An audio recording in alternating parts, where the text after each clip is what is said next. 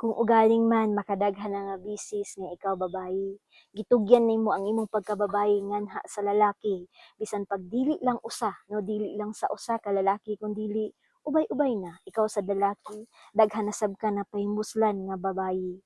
Igsuon kini ang mortal nga sala sa ikaw nung nga sugo sa Ginoo. Ayaw pakighilawas nga wala pay kasal o pagbuhat og malaw-ay.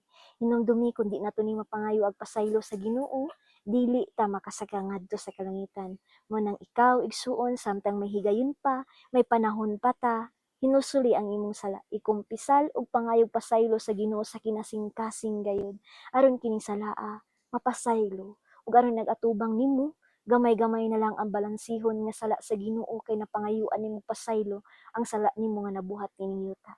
Hinay-hinay ta mangayog pasaylo sa atong kalapasan kay ngano duna pay kinabuhi human sa kamatayon. Naara na nato kung kita moduol ba sa Ginoo, kung kita maningkamot ba paduol nganha sa Ginoo. Naara pud nato kundi nato dawhaton ang pagtulon ang Dios nun. So naa nato ang pagpili, asa ang atong pilion, ang dalan ba paingon sa kalangitan, ang dalan ba na mahimong makapahilangit nganha kanimo o ang dalan paingon ngadto sa kalayo sa impierno. Munang samtang mahigayon pa ta, duna pa tay chance nga magbag-o sa atong kaugalingon, di pa ulahi ang tanan pangayo ila ni pasaylo aron usab mudangat nga na kanimo ang kaluwasan. Amen?